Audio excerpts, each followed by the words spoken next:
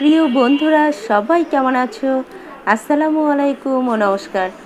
আজকে দুপুরে তোমরা সবাই কী দিয়ে খেয়েছো? তো আমাদের খাবারটা কিন্তু এটাই ছিল। তো এই চমৎকার খাবারটা তোমাদের সাথে শেয়ার করছি।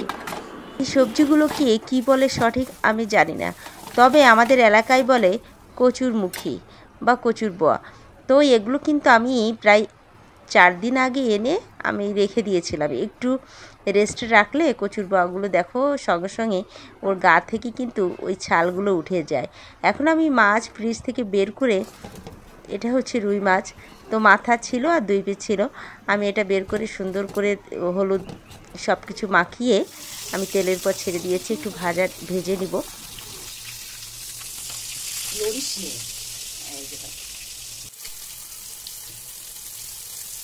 এই কচুর সাথে যে কোনো মাছই কিন্তু ঝোল করলে বেশ দারুণ লাগে। আমি মাছগুলো ভেজে উঠিয়ে নিয়েছি।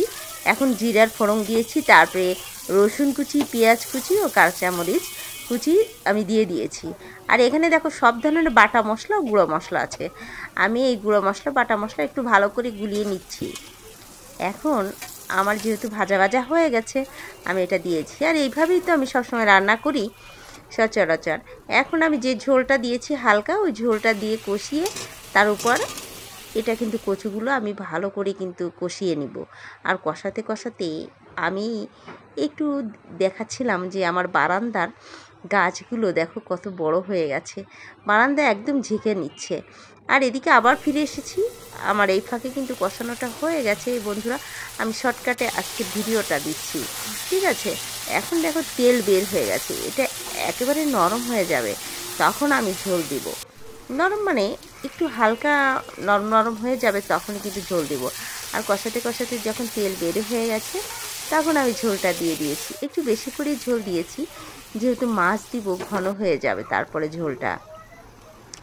চমৎকার এই রান্নাটা আপনারা কে কে পছন্দ করেন জানি না। তারপরে কিন্তু আমি মাছটা দিয়ে দিয়েছি, আমার ভেজে রাখা রুই মাছ। আর লাস্টে দিয়েছি আরও কিছু কাঁচামরিচ ছিঁড়ে দিয়েছি। এই দেখো হয়ে গেছে চমৎকার রান্নাটা। আর এই রান্নাটা আমার বাচ্চারা অনেক পছন্দ করে, এবং বিশেষ করে কচুটা যখন নরম হয়ে যায় খেতে যে কী স্বাদ, সত্যি অনেক ভালো লাগে। আর মাথা ছিল, আরও 2-3 পিস মাছ ছিল, সব কিছু দিয়ে আমি রান্না করে দিলাম। কারণ রুই মাছ অনেক দিন থাকলে আবার ফ্রিজে ভালোও লাগে না, তো যেটুকু ছিল রান্না করে ফেলেছি। তো ভিডিওটা অবশ্যই কেমন লেগেছে জানাবেন। সবাই ভালো থাকুন, সুস্থ থাকুন। আজকের মতন এখানে বিদায় নিচ্ছি।